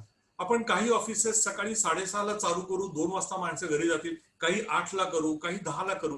ठीक आहे, सुरुवातीला अडचणी येतील, पण त्यातनंही आपण मार्ग काढू शकू, कारण आपण थोडीशी गर्दी नियंत्रणामध्ये आणू शकू. काही ऑफिसेस आपण अजून बाहेर नाही का शिफ्ट करू शकणार? मला वाटतं करोनाने आपल्याला हे विचार करण्याची वेळ आलेली आहे. आणि मी म्हटलं तसं की आपण भेटलो की गळा भेटी घ्यायचो, मिठी घ्यायचो नाही. आज डोनाल्ड ट्रम्पनी पण नमस्कार स्वीकारलाय, मग आपणही स्वीकारायला पाहिजे. हे जरा तरुण वयाच्या कठीण आहे, वाईट कठीण असं असं एवढं दुर्दैव येऊ नये. पण तुम्ही पहिला मुद्दा मांडला तो अतिशय महत्वाचा मला वाटतो, वेळेच्या स्वतंत्र वेळांची कार्यालय वगैरे वगैरे. मला सांगायला इथे म्हणजे हवं एका अर्थाने की वाजपेयी सरकार असताना विज्ञान सचिव होते, रामचंद्रन का तसं काही त्यांचं नाव होतं. त्यांनी केंद्र सरकारला प्रस्ताव दिलेला होता की भारतामध्ये किमान 2 टाइम झोन असायला हवेत. पूर्वेला जर 4:30ला उघडत असेल तर त्यांनी मुंबईप्रमाणे सकाळी काम करायला 10ची वेळ का थांबायला हवं? ही साधी सूचना पण आपण मला वाटतं स्वीकारली. अमेरिका सारख्या देशामध्ये 5 टाइम झोन आहेत. तर हा, हे असं काही काही मला वाटतं करावं लागेल. आणि तुमच्या मते पुढच्या आयुष्यामध्ये वैयक्तिक पातळीवर जगण्यामध्ये बदल करावा लागेल या साथीला असा एक महत्वाचा घटक कुठला असेल? पहिली गोष्ट ना गिरीश, आपण याचा स्वीकार करायला पाहिजे की ही अपरिहार्यता आहे. एकदा आपण एखादी निगेटिव्ह गोष्ट स्वीकारली ना की मग आपण ऍक्सेप्ट करून वी फाइंड आउट सोल्युशन्स, नवीन नवीन सोल्युशन्स यायला लागतील, जी आज कदाचित माझ्या आणि आपल्या डोक्यामध्ये नाही आहेत, पण अनेक लोकांच्या माध्यमामधून ती यायला लागतील. करोना हा आपल्याला मारणारा नाही, पण करोनामधनं जर आपल्याला तरुण जायचं असेल तर मात्र काही गोष्टी आपल्याला पाळायला पाहिजे. आपण वैद्यकांचा सल्ला घ्यायलाच पाहिजे, सांगितलेली औषधं घ्यायलाच पाहिजे, सोशल डिस्टन्सिंगचे नॉर्म्स पाळलेच पाहिजेत. हे ज्या वेळेला आपण खऱ्या अर्थाने ऍक्सेप्ट करू, नाहीतर मग एखादा फेस्टिव्हिटी आली आणि मग सगळेजण आपण त्याच्यात गेलो, you see the repercussions of that. Siddharth, मला वाटतं काही 5-10 मिनिटं डॉक्टर आणखी वाचकांचे काही प्रश्न असतील तर घेऊया आपण. नक्की नक्की. प्रश्न बरेच आलेले आहेत ऍक्च्युली. आपण अतिशय एका नेमक्या प्रश्नापासून सुरुवात करूया. जरा प्रश्न खूपदा विचारला जातोय तो, आणि त्याची चर्चा जगभर सुरू आहे, आपल्या इकडे सुरू झालेली आहे. डॉक्टर सतीश शिंदे असं त्यांचं नाव आहे, आणि त्यांनी एकच प्रश्न असा विचारलाय की दुसरी लाट येण्याची शक्यता कितपत, किंवा दुसरी लाट असं काही असतं का? नाही सतीश, खरं सांगायचं तर पहिली संपली हेच मला अजून वाटत नाही. कारण आपण जर ग्राफ बघितला, हे दुसरी लाट आपण कधी म्हणू शकू, ज्या वेळेला तो जो पॅराबोला आहे, तो पॅराबोलाचा ग्राफ आपल्या ग्राउंड लेवल 0ला टच झाला आणि मग परत आपण वरती गेलो, तर आपण त्याला दुसरी लाट असं म्हणू शकू. आजचे जर आपण आपले ग्राफ बघितले तर ते असे वरतीच खालीवर खालीवर खालीवर खालीवर होताना दिसतात, झिगझॅग पॅटर्न दिसतोय. त्याच्यामुळे मला असं वाटत नाही की आपण अजून पहिल्या लाटेतनं बाहेर आलेलो. आपण हळूहळू नियंत्रण मिळवण्यामध्ये यशस्वी होतो आहोत, हे सत्य आहे. दुसरी लाट येईल का येणार नाही याचं उत्तर असं आहे की आपण हे गृहीत धरायला पाहिजे की ही लाट परत येऊ शकते. आणि ज्या वेळेला आपण याचा स्वीकार करू ना की प्रतिकूल तेच घडेल, त्यावेळेला आपण अधिक अनुकूल गोष्टी यापुढे आपल्या हातून घडत जातील. तेव्हा आय थिंक आपली मानसिकता बदलणं याची आता गरज आहे. शैला जाधव म्हणून विद्यार्थिनी आहेत, आणि सध्या परीक्षांच्या बाबतीत एक प्रकारची जरा अँझायटी सर्वत्र आहे. तर त्यांचाही म्हणजे प्रश्न त्या स्वरूपात त्या अनुषंगाने आहे की त्यांनी असं विचारले की करोनाचा सर्वाधिक परिणाम, असं एज प्रोफाइलिंग काय असतं, म्हणजे नक्की कुठल्या वयामध्ये सर्वाधिक धोकादायक असतो, आणि ते युनिफॉर्म असतं का सगळीकडे? 55 वर्षाच्या वरती आपण जर भारतीय शरीर प्रवृत्तीचा विचार केला तर 55 वर्षाच्या वरती आपल्याकडच्या बऱ्याच लोकांना डायबेटीस, हायपरटेन्शन, अस्थमा, थायरॉइड आणि ओबेसिटी हे 5 किंवा 6 षड्रिपू आहेत.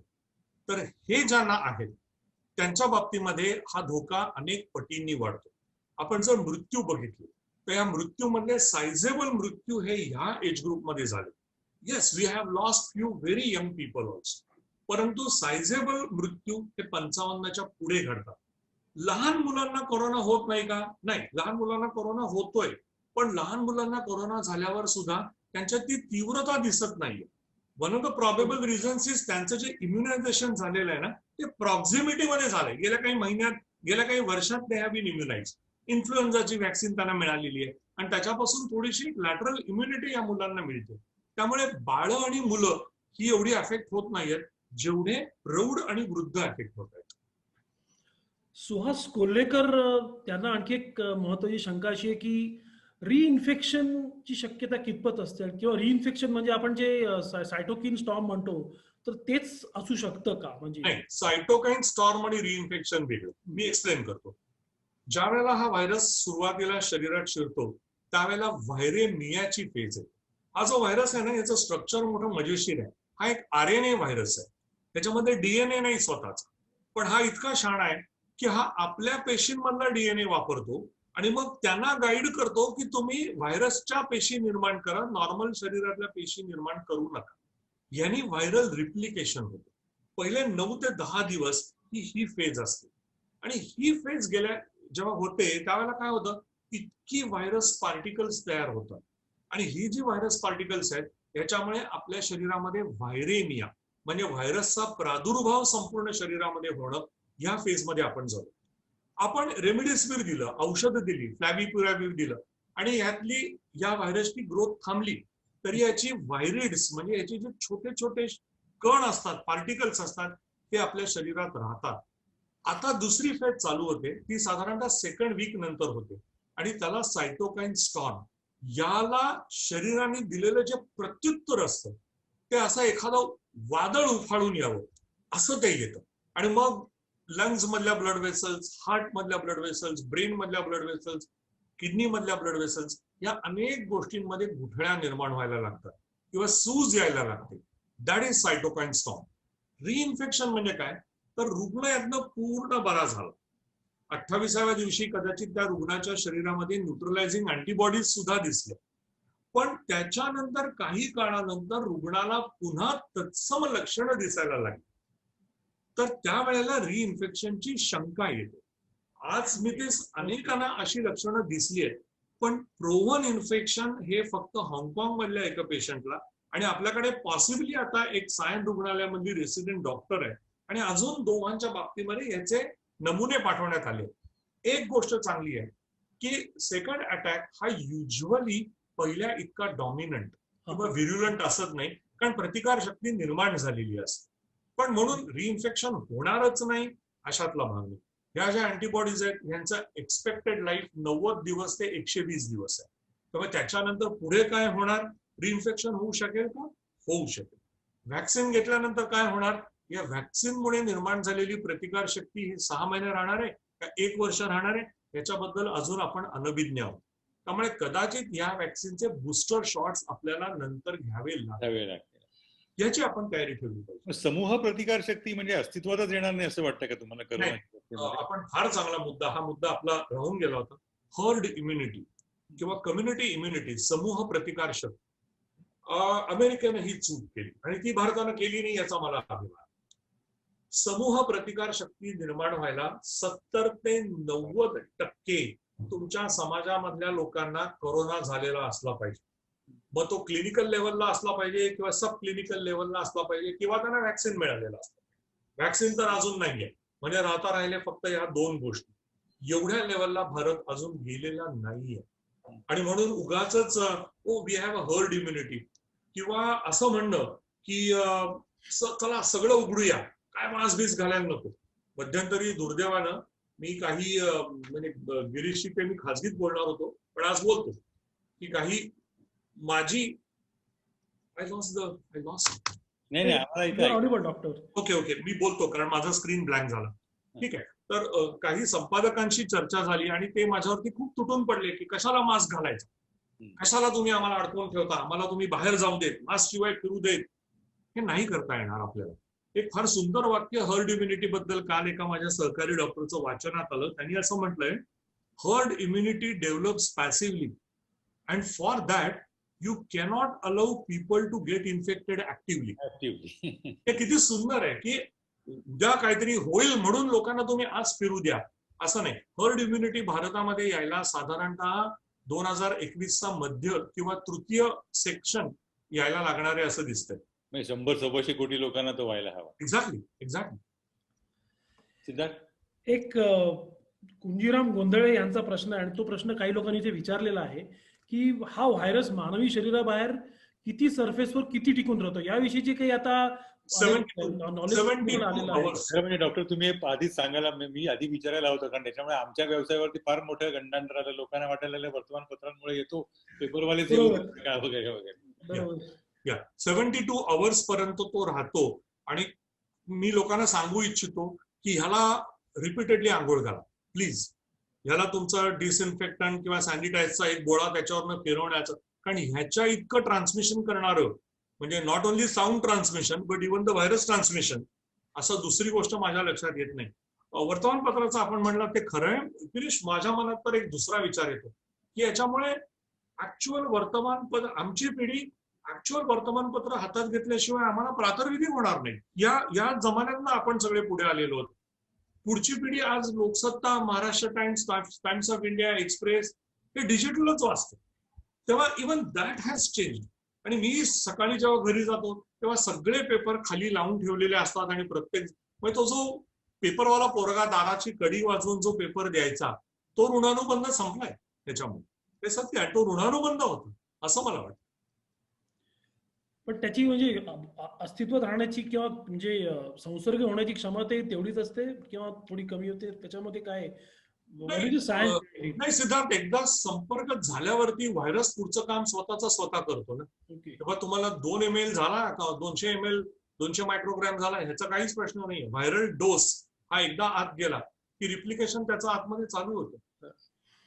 सिद्धार्थ, मला वाटतं एक शेवटचा प्रश्न घेऊया. हो. 6 तास डॉक्टर बोलतायत. बरोबर डॉक्टर बरोबर. एकच उमेश जोशी यांचा एक प्रश्न आहे, तोही जरा म्हणजे असा की भारत आणि अमेरिकेकडे असं काय नव्हतं जे चीनकडे होतं आणि त्यांनी कुठल्या मार्गाने, कदाचित आपल्याला तर पुरेशी माहिती त्यांच्याकडे मिळत नसेल काय असेल, परंतु मेडिकली प्रोफेशनने सुद्धा त्यांच्याकडे काही कौतुक त्यांनी त्यांचं केलेलं आहे. असं त्यांनी वेगळं काय केलं जे आपल्यासारख्या देशांना जमलेलं नाहीये, म्हणजे नाही, असं. मला नाही असं वाटत. मी साऊथ कोरियाकडे जास्त शिकण्याच्या दृष्टिकोनातून बघेन चीनपेक्षा. एक तर येणाऱ्या फिगर्स वरती विश्वास किती ठेवायचा हा मुद्दा आहे. दुसरी गोष्ट, अशाही बातम्या आल्या की करोनाच्या रुग्णांना शूट ॲट साईट, हेही ऑर्डर खरं खोटं माहिती नाही. दक्षिण कोरियाचं मॉडेल काय आहे तुमच्या मी दृष्टीने? मगाशी सांगितलं तसं की they went all out on testing. Aggressive testing. संपूर्ण जेवढे म्हणून लोक आपल्या देशाचे नागरिक आहेत सगळ्यांना टेस्ट केलं आणि त्याच्यामुळे त्यांना कंट्रोल मग ते ट्रॅक करू शकले, कंट्रोल करणं शक्य झालं. अर्थात आपली जनसंख्या फार मोठी आहे त्यामुळे हे तसंच जमेल अशातला भाग नाही, पण तरी आपण अग्रेसिव्ह टेस्टिंग आणि इफेक्टिव्ह ट्रॅकिंग करण्याची आज गरज आहे. मला असं वाटतं डॉक्टर, भरपूर आपण गप्पा मारल्या. तुम्हाला घरनं जरा व्हॉट्सअप मेसेज वगैरे आले असतील, आता जरा कमी बोला, त्रास होईल तुम्हाला वगैरे या अर्थाने. तर तुम्ही म्हणजे मनपूर्वक वेळ दिलात, कारण हा आजारपणामुळे कार्यक्रम लांबला. तुम्ही आलात, अतिशय महत्वाची माहिती लोकांना दिलीत. मला असं वाटतं की लोकसत्ता परिवाराला तुमचा परिचय नाही असं नसेलच. तर या निमित्तानं म्हणजे तुमचाही अनुभव विश्व एक वेगळ्या अर्थाने काही संपन्न झालं असेल, त्याविषयी मला असं वाटतं की निश्चितच आमच्या वाचकांना पुढच्या वर्षी तुमचा एखादा सदर लेखन वाचायला मिळेल अशी आशा करूया, तशी इच्छाही व्यक्त करतो. आणि लवकरच आपण कारण एक म्हणायची पद्धतून करोनाच्या लाटेतनं बाहेर आलो. मला असं वाटतं की ती काही 31 जानेवारीला संपला असं काही येणार नाही. आपल्याला याच्या बरोबरच जगायचे नवीन नवीन शिकायला मिळेल या सगळ्यामध्ये, आणि आपण ते शिकण्याचे शारीरिक दृष्ट्या सक्षम राहू याची सगळ्या वाचकांच्या वतीनं इच्छा व्यक्त करतो. आणि वाचकांनाही तितकंच चांगल्या पद्धतीचं आरोग्य मिळावं अशी इच्छा व्यक्त करतो. आपण आला तिथे मनापासून आभार, धन्यवाद.